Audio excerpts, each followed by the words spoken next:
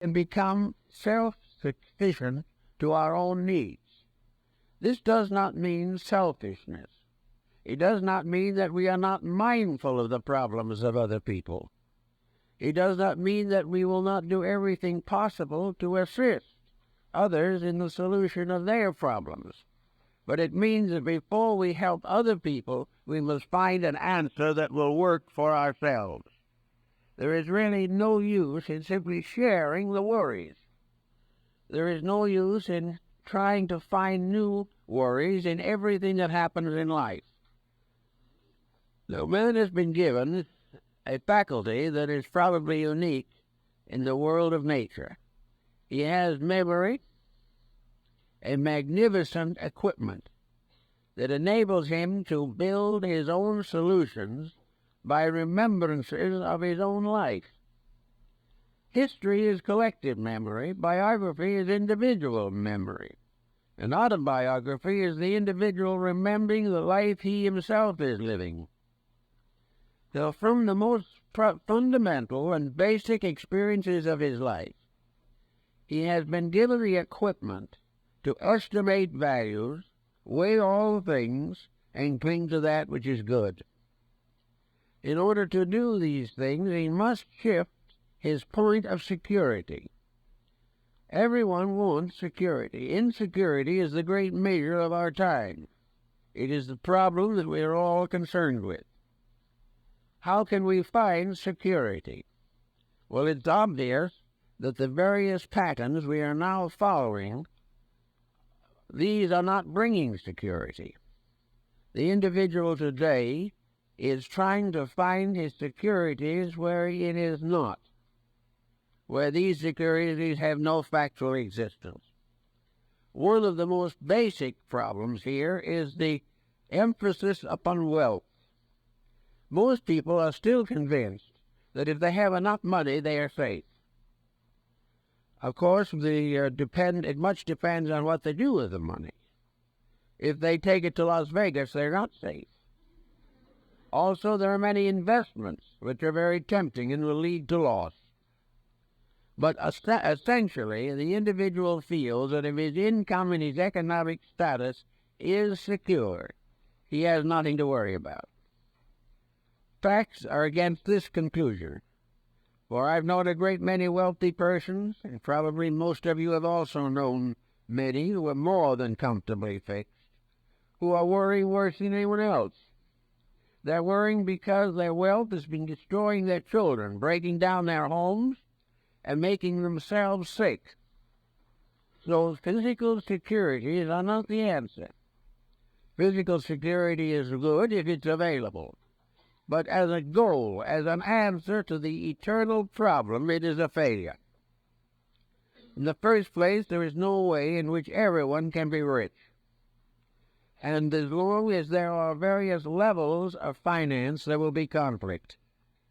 So money is not the answer to our problem of security. The next possibility seems to be intelligence. Can we, by some means or other, think our way out of this dilemma?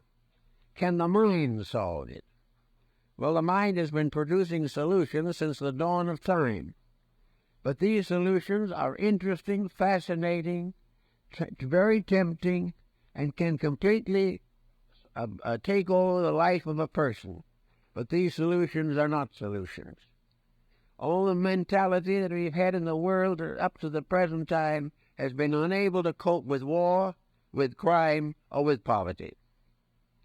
The mind tries to find answers, but every answer the mind finds and tries to apply comes face to face with obstacles that the mind cannot solve.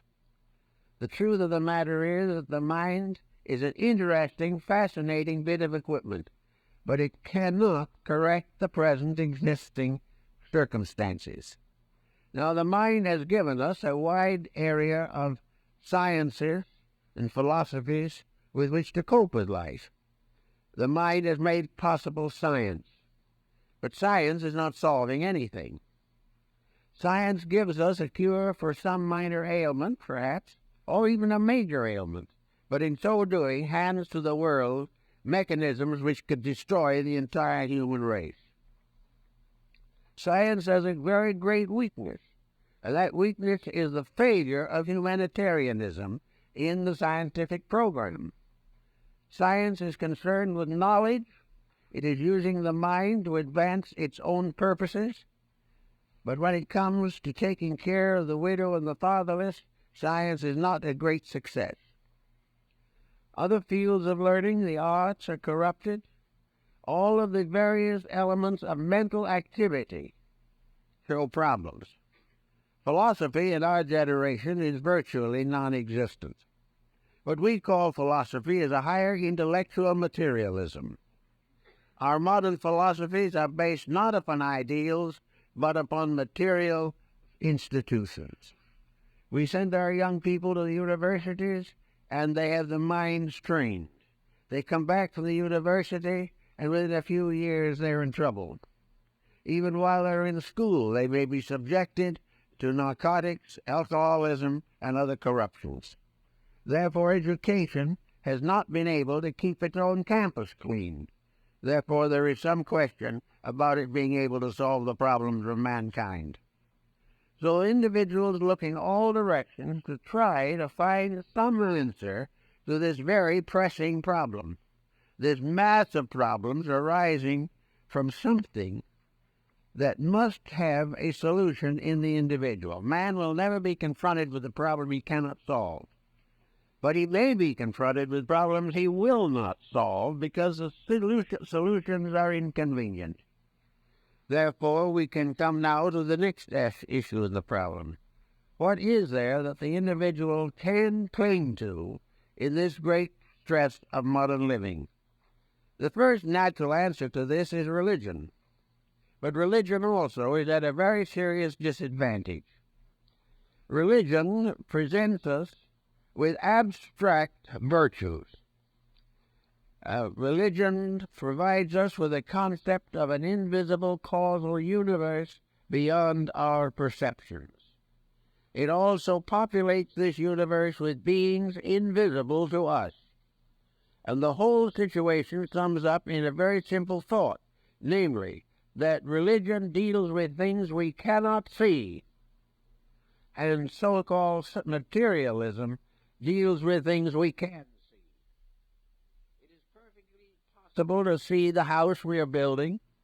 It is perfectly possible to count the shares of stock that we own, but it is not possible to actually, factually estimate the nature of the spiritual world in which we live.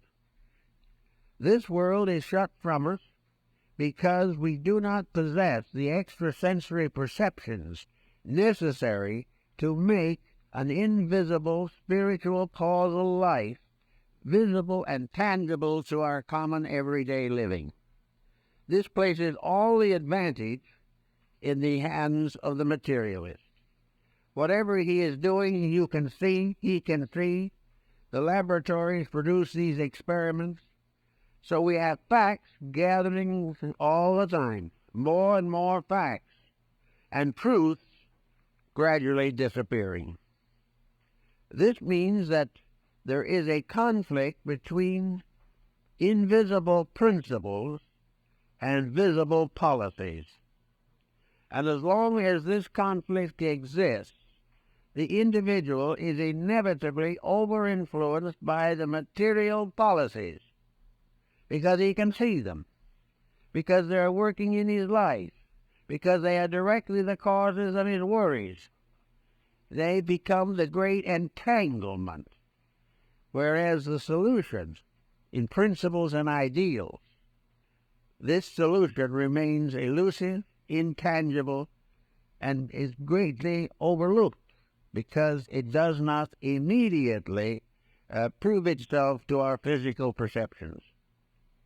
So with this situation constantly undermining our faith, it is very easy to become more and more addicted to worry and less supported by principles which we cannot actually see. The result, of course, has been the gradual rise of a vast materialistic culture. In ancient times, man looking for an answer to things found no answer in the society around him. There was no safety in his own cave, nor was there safety in his relations with those in the caves around him. He was alone, he was struggling against unknown factors, and the material world was as yet an unsolved mystery. Therefore, because he knew very little about the physical universe, he still was able to cling to the spiritual integrity of his tribal beliefs.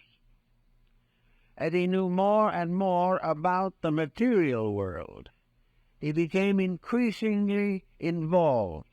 It became a great mystery of wonder. It became a challenge, and little by little attention was focused upon physical circumstances and the possibility of altering them, the possibility of taking your neighbor's cave and adding it to yours, the possibility of accumulating wealth or taking it away from someone else who had accumulated it. All these things came as man's knowledge of material things increased. And little by little, religion was, we will say, transformed from a simple hope, a simple statement of the reality of things above material existence. Little by little, religion was theologized. It was theologized in order that it might have a form or a shape, a dimension or a proportion that man could experience with his sensory perceptions. He could not understand the magnificent divine universal house, the magnificent universe, which was the symbol of the divine power. So in order to make this invisible principle in some way tangible, mortals began to build great cathedrals, temples, shrines, mosques. They began to create visible symbols of the invisible truths. And persons who could not grasp the invisible principles gained gradually a sense of respect, regard, and admiration for the symbols of these principles, the systems of faith that came into the world. The person who could not, even for a moment, experience the divine presence felt something when he entered the cathedral. He found himself in the midst of a great beauty, a tremendous elevation of concept and consciousness. He found himself surrounded by symbols of holy living and holy thinking. And gradually these symbols brought him to his knees. He became willing to accept the invisible in the symbols which it had projected from itself, and which man had fashioned as a means of protecting the worship of the deity which was his hope of salvation. So by degrees, religion became embodied. It took upon itself the shape and proportion of the world in which it functioned. As one great philosopher of the past said, there is but one God, but he has been worshipped under 72 names. Now the 72 names began to get us into trouble also, because people began to believe that each name represented a different belief, where the differences were largely those of language and grammar. And actually, the same ideal abstract concept of deity was present in all religions. The important point is that gradually the world was filled with sanctuaries of faith. Some still stand, others are ruined.